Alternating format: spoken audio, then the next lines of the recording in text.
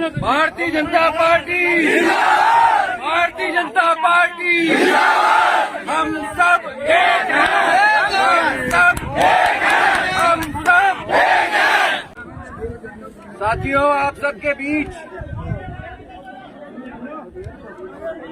सबके बीच हाजिर हुआ हूँ अपनी कुछ बात कहने। अर्जी मेरी है, मर्जी आपकी है।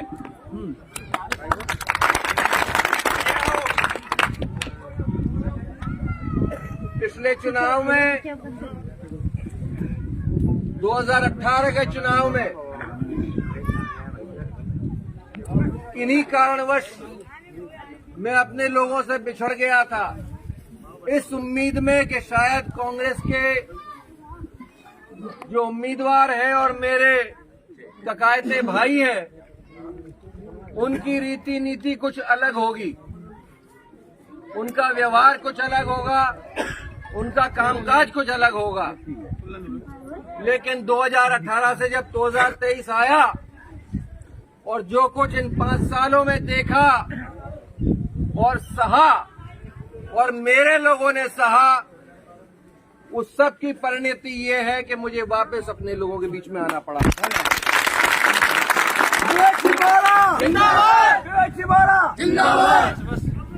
समय काल ने हमारे बीच से अशोक जी को तो उठा लिया, लेकिन अशोक जी का जो अधूरा काम है, अधूरा सपना है, वो हमारी भाभी पूरा करने निकली। इनसे वोट मत मंगवाना, इनसे वोट मांगने से पहले कह देना कि हम आपके लिए तैयार हैं। भारत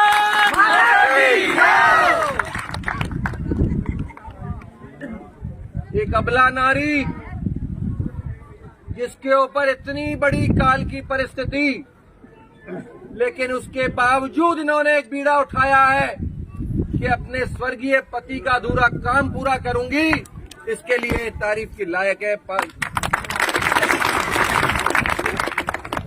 राजाखेड़ा की जनता ने पहले भी न्याय किया है और राजाखेड़ा की जनता ने इन 5 सालों को देखते हुए इस बार भी न्याय करेगी।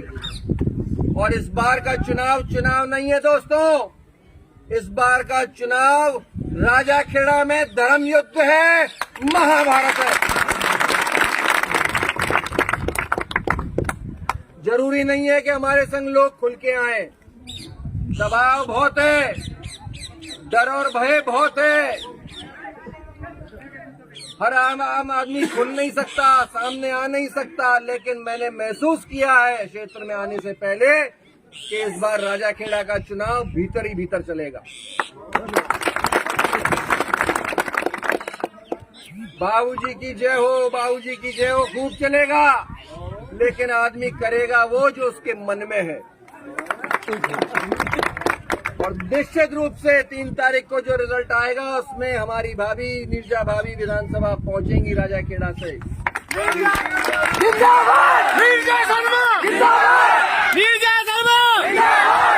मेरा प्रथम कर्तव्य, मेरी ओर से जो भी प्रयास होगा, मैं पूरी पार्टी को इकट्ठा करूंगा। छोटे से छोटा कार्यकर्ता, बड़े से बड़ा नेता, जो भी टिकट मांग रहे थे, उन सबको मैं हाथ जोड़कर निवेदन करूंगा कि ये चुनाव इनका अकेले का नहीं है, ये सब हमारा चुनाव है।